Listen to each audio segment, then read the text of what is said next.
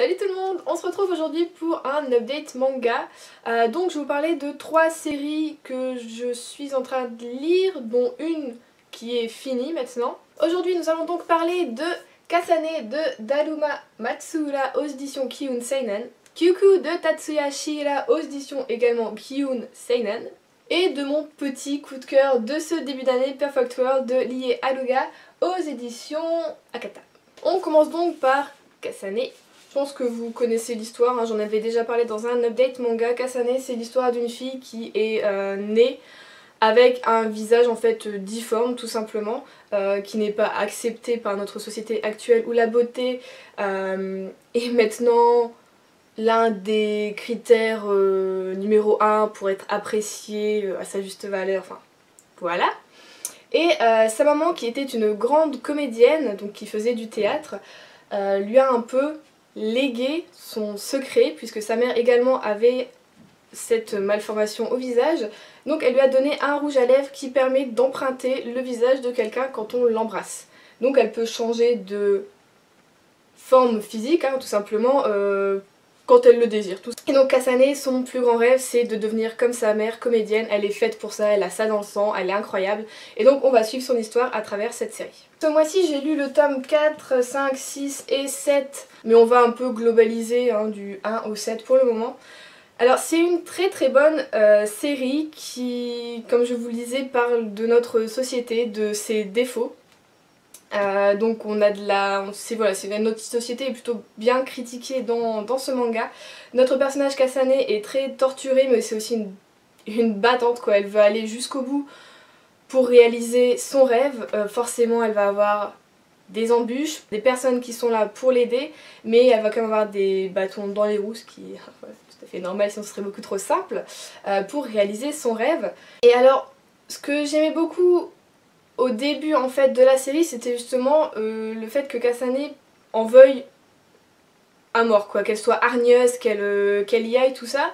Et en fait je trouve qu'elle s'est assagie on va dire tout au long de la série. Et les deux derniers, enfin surtout le numéro 7, m'ont un peu moins plu. On a l'arrivée d'un nouveau personnage à partir du tome 4 qui rend la série beaucoup plus sombre, beaucoup plus glauque et beaucoup plus... comment dire, pas étrange, mais moi j'ai eu peur pour mon personnage, j'ai eu peur pour Kasane pas mal de fois.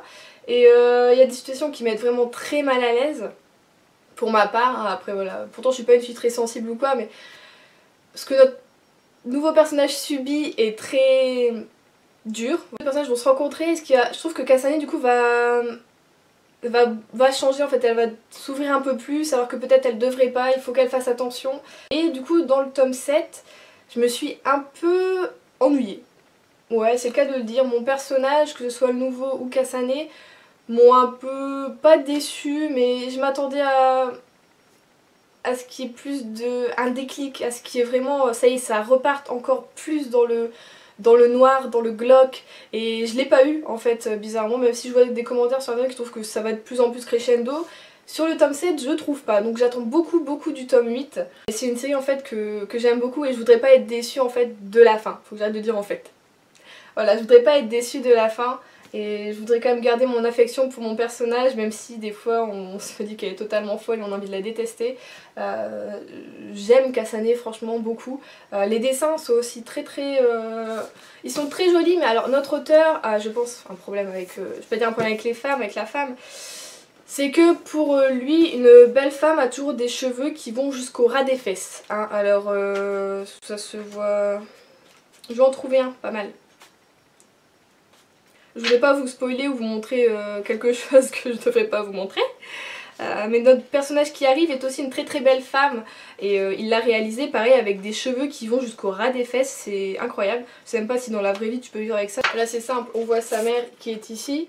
Voilà, pareil, elle a des super longs cheveux, des traits fins, enfin voilà, c'est vraiment la femme dans toute sa splendeur on va dire. Mais pourtant quand il dessine quand même Kasane, il l'a fait avec des cheveux longs alors qu'elle n'est pas censée être jolie. J'aime pas trop ce mot en fait, moi tout ce qui est joli, beauté, ça me va pas tellement. Donc c'est un très bon seinen qui fait réfléchir à notre société. Comme la plupart des seinen, hein, tout simplement, ça nous fait forcément réfléchir à quelque chose, ça nous fait penser. Et en fait, ça nous fait penser aussi peut-être au harcèlement, au fait d'arrêter de juger les personnes sur le physique, sur la première impression, sur voilà, il est mal coiffé, c'est quoi ses baskets. Enfin voilà, ça fait un peu ouvrir les yeux et j'aime beaucoup les séries comme ça, mais en même temps là on part un peu dans le fantastique grâce à ce rouge à lèvres magique, mais ça nous fait prendre conscience de quelque chose et c'est une très très bonne série. Ensuite j'ai fini Q, donc qui était en 4 tomes, le tome 1 je l'avais lu l'année dernière ou en début d'année, je ne sais plus. Donc là on part plutôt totalement dans le... on est dans le futur et on va un peu dans pareil, tout ce qui est fantasy, fantastique. Pour vous résumer un peu le synopsis, on est sur Terre en 2000, on ne sait pas combien, donc dans notre futur, et une grosse bouboule apparaît dans le ciel du jour au lendemain. Cette fameuse boule, on l'appelle Solaris, et alors à chaque fois qu'un humain la regarde, elle pond des œufs, et dedans il y a des méchants monstres, voilà, qui veulent manger les humains.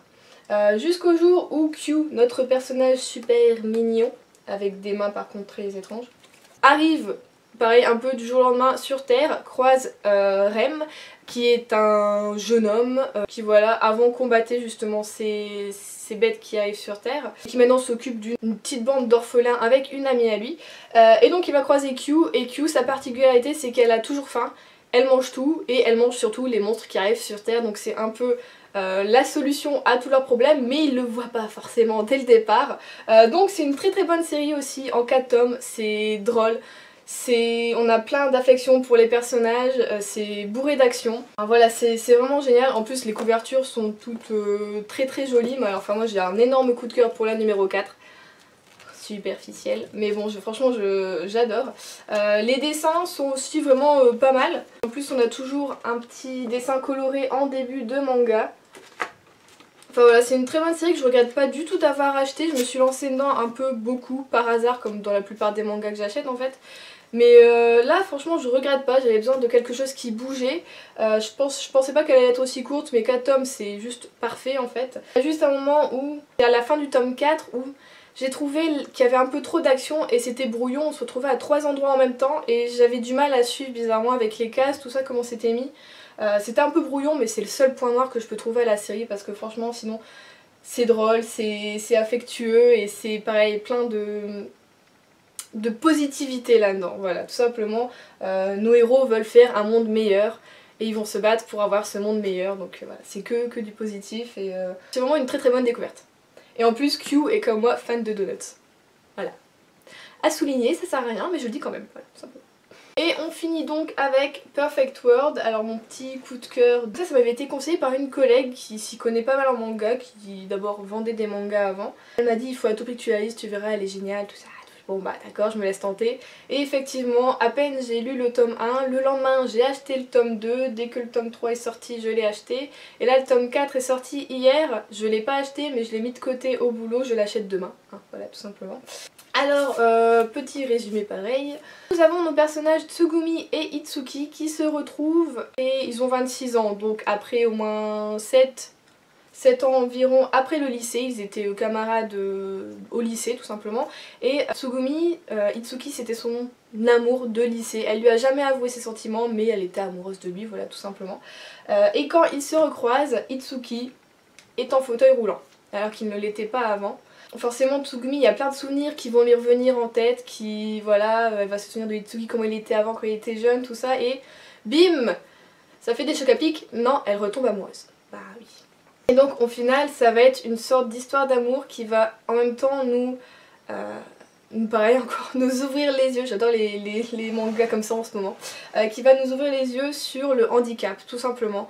On va voir un peu l'envers du décor, la face cachée, parce qu'il y a plein de choses que moi je savais pas en fait, que les personnes handicapées moteurs doivent subir. On n'y pense pas tout simplement, c'est idiot mais quand je l'ai lu ça m'a ouvert les yeux en fait tout simplement, je me suis dit ah ouais ils vivent tout ça et enfin on se rend pas compte en fait quand on n'est pas à leur place. Quand on n'est pas à la place de la personne, on s'en rend pas compte et on se dit pas que ce soit aussi dur à supporter, à vivre tous les jours, que même une histoire d'amour au final ça devient compliqué. Et c'est ce qu'on voit là-dedans, et on voit aussi que Tsugumi essaye de faire de son mieux pour le soutenir, pour être là pour lui, pour être à ses côtés, pour l'aider. Elle veut vraiment être là tout le temps pour lui, et tellement elle veut être là, elle s'en épuise, et elle se pose tout le temps plein de questions. Elle a quand même la franchise de lui en poser la plupart, mais c'est aussi un peu le genre de personnage qui se remet beaucoup en question. Donc c'est sur le... la fin du tome 2 et un peu au tome 3, elle m'a un peu énervée. Mais après j'ai beaucoup d'affection pour ces personnages et voilà, j'ai vraiment qu'une hâte, c'est de lire le tome 4 parce que c'est une très belle histoire et je veux que ça continue. Puis la fin du tome 3 est juste comme ça, comme ça. Donc forcément je veux la lire et voilà, aussi les couvertures sont très jolies, je sais pas si on les voit toutes. J'aime beaucoup les couleurs un peu pastel comme ça, le toucher feutré, c'est vraiment hyper plaisant à lire. Et les dessins sont pas mal aussi, il y a juste une expression à chaque fois. C'est genre les yeux presque totalement blancs quand notre personnage, surtout féminin en fait, Tsugumi, quand elle est surprise, elle se fait... Et à chaque fois la pupille est blanche en mode il n'y a plus personne quoi. C'est ça me perturbe un peu. Mais après c'est des bons dessins. Voilà, c'est du dessin tout simple, hein, voilà, mais c'est pas cracra quoi. C'est des belles planches, c'est soigné, c'est pas mal. J'aime beaucoup. Donc voilà, comme c'est mon petit coup de cœur de 2017, je ne peux que vous le conseiller. Franchement, lisez Perfect World parce que ça vaut vachement le coup. Et c'est une très belle histoire et voilà. Et j'espère que ça va continuer comme ça et que ça me plaira autant en fait par la suite.